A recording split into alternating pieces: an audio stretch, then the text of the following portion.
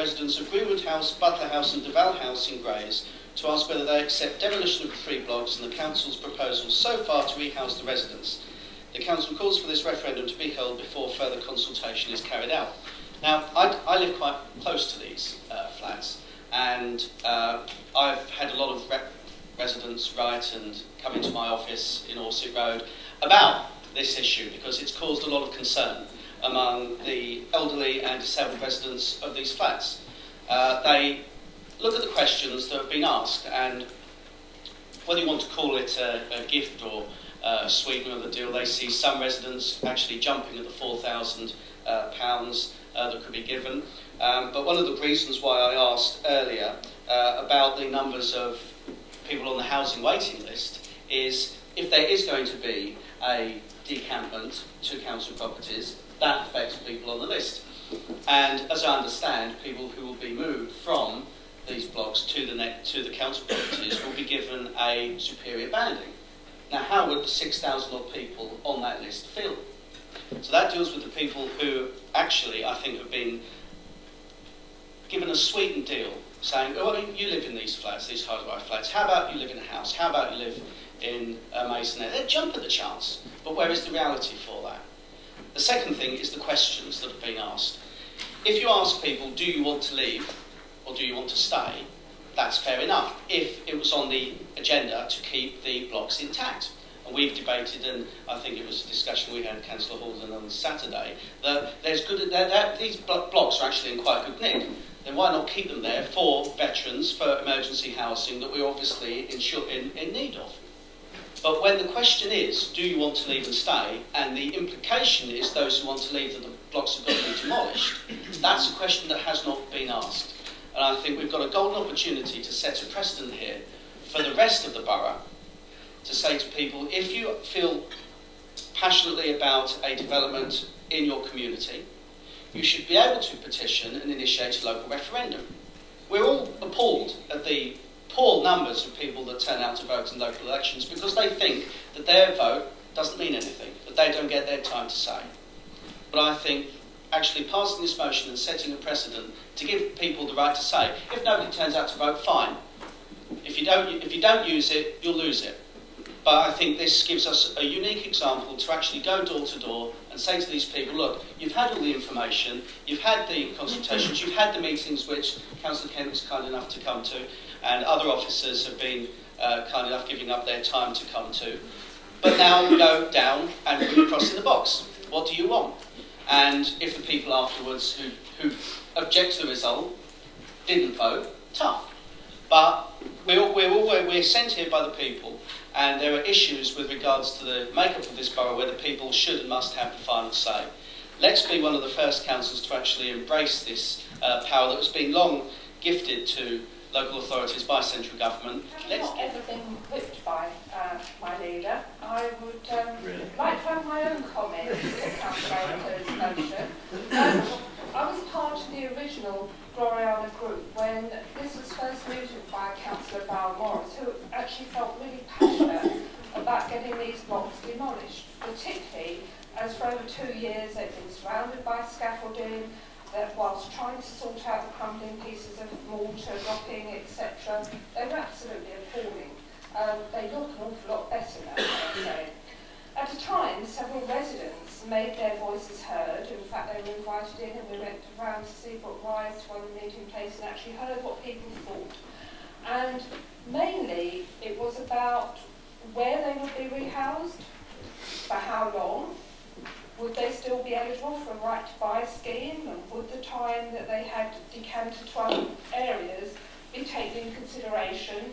Would they lose touch with their friends, their neighbours, their doctors, anything? It was right across the board, and they did quite an extensive.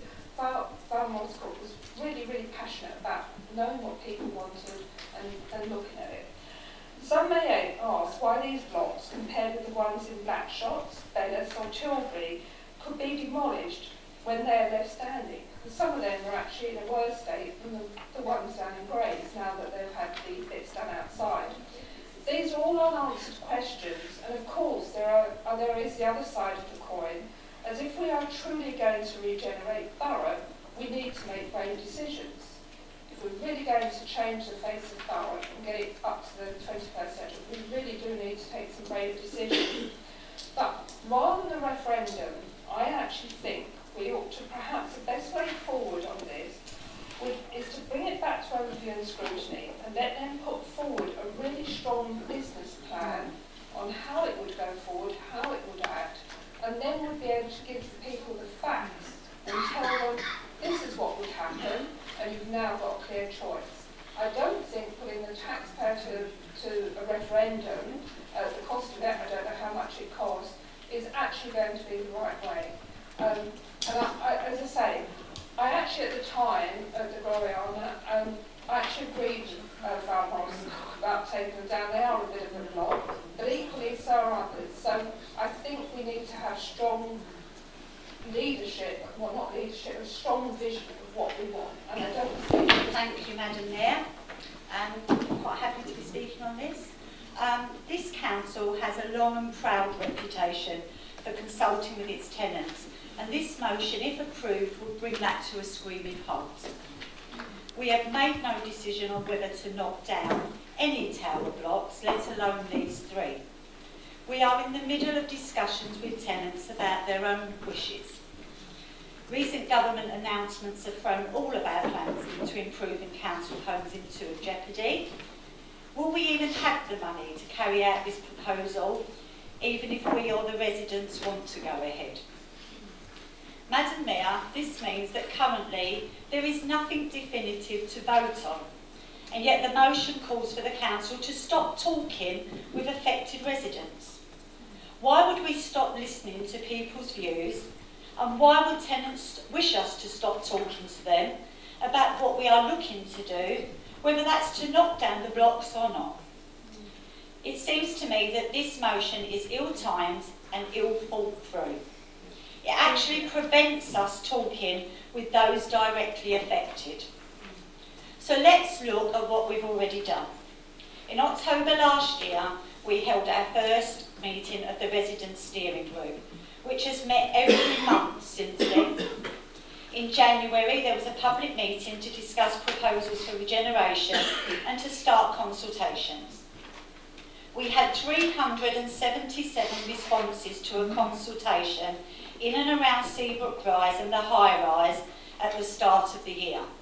Between March and June, the second round of consultations was carried out with 202 responses. 200 people have come to the weekly housing surgeries on the estate.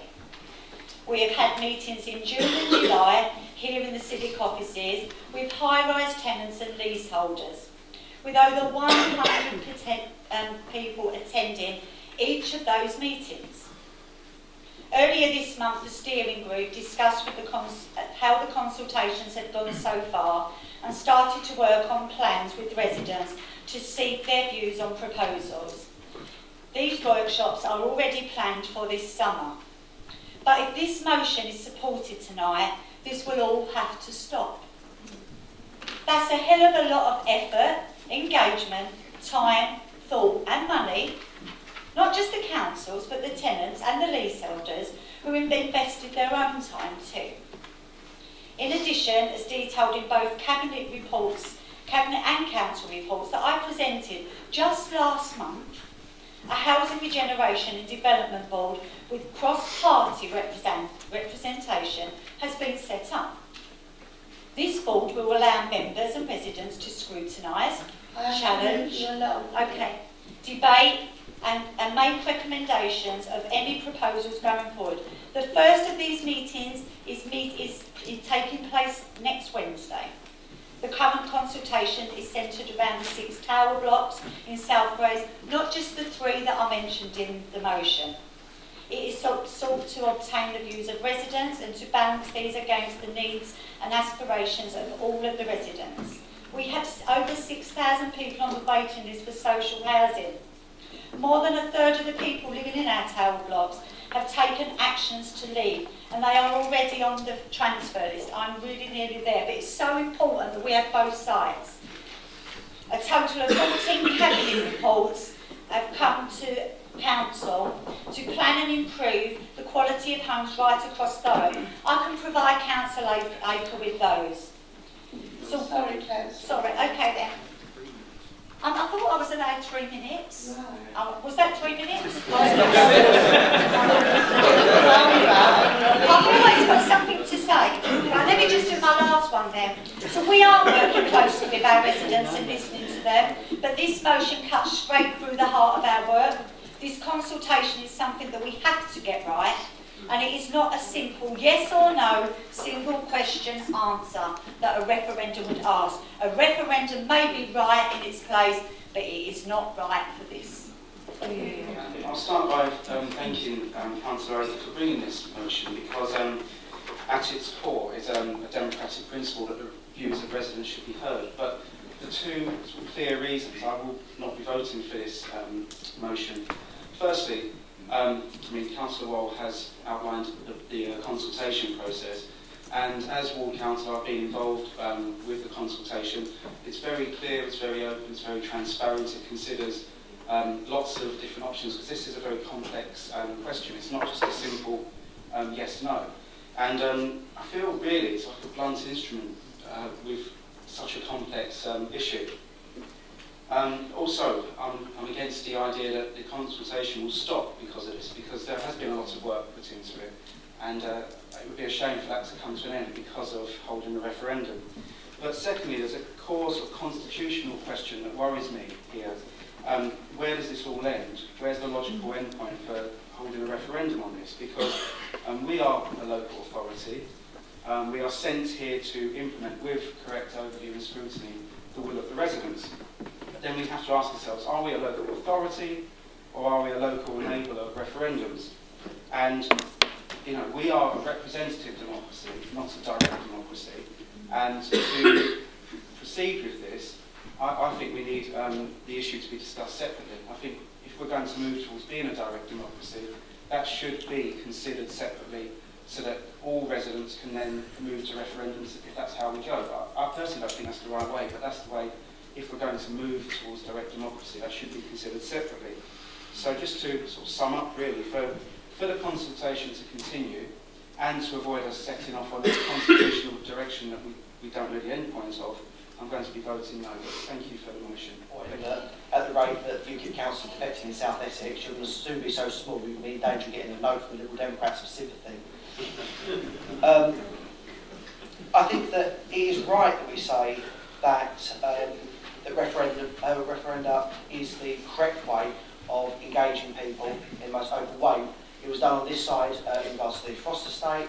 A very simple question was asked, a simple question was answered, as far as I'm concerned, and simple action should have then been taken. It should not be referred in the way that it was. I think Councillor Kerry does raise a very good point that it wouldn't do to have 49 members coming along, constantly putting forward a referendum for every issue in their ward. It would become ungainly. It's perhaps an issue the Constitution Working Group needs to consider what is the correct way, what is the correct mechanism for authorising a referendum. But I still believe it's a good thing to do. Although I will point out to Councillor Kerry that the plural of referendum is referenda, not referendum. So I think the next consultations are rubbish. They're rubbish. 300 people. If we had a referendum, made it easy for people to put their in part of the consultation process, I completely agree with Councillor Aker that we need something better than what we're having.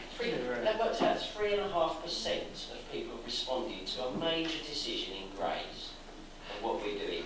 Now, I don't expect it to be binding, but I expect it part of the consultation process. I think we had it in the Frost estate, and what we're doing is wrecking the estate. A referendum is a good way of getting public opinion very easy. Filling a 6-page form that you have to go on the website, go down to the library and find, you get poor responses and we have poor decisions. And that's why I support this motion. I don't support the motion. Just to address the last point that Councillor Coxon was making. This isn't a consultation that's been done by filling in six-page documents. It's been people knocking on the doors of every resident in those high-rise flats to sit down and have a face-to-face conversation with them. This is an issue that I feel very, very strongly about. I don't welcome the motion, actually, but I do welcome the tone that Councillor Aker set, which I thought was measured and appropriate. So I hope that although we disagree, we won't be disagreeable about it. Madam Mayor, this has been my ward for well over 20 years. The residents of the high-rise have been my constituents for all that time, and many of them are my friends. And I think it's important to remember why we are doing this in the first place. We're doing it because there is a need to balance two competing needs of two different groups of residents. Month in and month out, residents of high-rise blocks come to our surgeries and tell us that they don't want to live in high-rise anymore. Especially younger people tell us they do not want to be bringing children up in high-rise blocks. The words they use are generally, we are stuck in a high-rise. They don't want to leave it. On the other hand, we need to balance the needs and the wants of long-term residents, people who have lived in those blocks for 30 or 40 years or more. It's an issue that needs to be handled with great sensitivity and with patience. Frankly, it doesn't lend itself to the blunt instrument of a referendum. We need to work hard to find as much consensus as possible. We've got to work hard to find a solution that suits as many people as possible. That's why we've been doing this for 19 months, and that's why we are making progress towards finding that consensus. I have hosted here 2 public meetings over the last couple of months on this issue. The last meeting was attended by well over 100 people. People that had real concerns, both people who were for demolition and people who were against demolition. But the meetings have both been really good-natured and have demonstrated a real sense of community, with people listening respectfully to each other's views. And for me, one of the most telling things wasn't a contribution at one of the meetings, it was afterwards, where I was talking to a guy who I know a little, who has lived in a tower block for 35 years and doesn't want to leave his home. 2 young women were standing there and started talking to us. They were saying, we don't want to be bringing our kids up in a tower block. They spoke to each other, they listened to each other, they went out of the door there together. They walked off together. There was no acrimony. And I do fear that a referendum runs the risk of stirring up that kind of acrimony where there is none at the moment. I also fear that scrapping the events that are currently planned, we have 2 workshops planned for August, will only lead to the concerns and the worries that residents have. Residents do need some certainty. And incidentally, these workshops are working towards a proposal. It's really not clear to me at the moment what the question on the referendum would be, because there is no proposal that the council has worked through. Councillor Aker spoke about those people, those 6,000 on the waiting list, that would be, thank you, that would be adversely affected by a decant. They wouldn't get a vote. And very finally, I have no doubt that the result of a referendum would be to bring the tower blocks down. No doubt. But that's a decision for us elected to represent people to make. I will tell you why very, very briefly. I have friends who have lived in a tower block for 45 years. The flat below them is the sister-in-law, who has lived there for 42 years. The wife is the carer for the sister-in-law. In my view, even if it was 98% that the tower blocks could come down, if we couldn't satisfy those 2, then we should have the right to say, no, we're not doing it. Thank you, Councillor Spade. Yeah, thank you, Madam Mayor, and I'll try and keep my comments as brief as possible in the view that we've had a lot. I think my number 1 point to make is that democracy does not start and stop at the ballot box. The consultation process that Lynn has been talking about, the public meetings, the door knocking that John was talking about, they are democracy, and they are helping us to come to an agreement, a consensus on how we move forward in a productive way. And I think John summarised it perfectly there in the end of his answer, that we need to make sure that even those who do not agree with the result, the positive vote of the referendum, feel like they've had their say, feel like they've had a chance to influence decisions going on. I've heard a lot tonight about consultation in the planning system and the need to introduce more democracy. Those of you who were at Cabinet earlier this month will know that on the 27th of July there's a consultation launching on how we consult on planning matters, and I would welcome the input of any member in this chamber on that process going forward. There are some exciting things in the paper around workshops, around spatial planning exercises with communities that aren't just sticking leaflets on people's lampposts and asking if they care or not care to write to us. And I would be interested to hear from people. But I think what interests me is how we can discuss with people how we can come to consensus, how we can come together to find a solution that works for as many people as possible, rather than on one day, of 1 week, of 1 year, telling everyone to go and stick an X in a box, and that's what holds us forever. And I'll mention it briefly, because I think this is a slightly contentious point, but I think it was Councillor Halden, and I think it was also Councillor Coxall who mentioned the referendum that's taking place in the Floss estate earlier on. I think it was a worthwhile exercise to do a referendum, but what I would say is, from the people that I've spoken to on the Floss estate, from the people who are genuinely very aggrieved at the result of the referendum, the way the referendum took place, I don't think it has brought any kind of cohesion or any kind of community consensus for a way forward. There are serious problems that have emerged out of it. It hasn't solved the problem, and I don't think this would solve the problem. This, you know, the Floss estate issue is to be debated in the future, and we'll have more discussions about it, but I don't think that these are a fix-all solution to really complicated problems. So I won't be supporting the motion. You may have guessed. Flats elsewhere, and examples are like Chapel St Mary and Tilbury that I've spoken to, who would love a straight swap to the flats that we're discussing this evening, just to avoid the health problems they've got with damp and mould. Myself personally, I'm suspicious of the council's drive to knock down what appear to be perfectly good flats. I'm suspicious of the smoke and mirrors consultation of the residents. But the focus of the council's attention should be on the Chapel St Mary and Tilbury flats and similar flats that exist in Thurrock. But because they cannot be seen from the civic centre, are they as important? These are good flats that we're discussing, and I'd just like to finish with, why knock them down and not the other flats? Why is there focus on these flats where the council ratepayer has paid a lot of money to make them very habitable? And I say, use those flats. Those people who wish to move out, move them out, and put the people in from the other flats who are suffering health problems such as damp and mould. They could appreciate that. We would save a lot of money. We can focus our attention on the flats that do need knocking down, and they're not right outside the front of the offices here. Thank you, Madam Mayor. The referendum to be held before further consultation is carried out. I don't like that. I really don't like that. This should be part of consultation. A referendum should be part of consultation.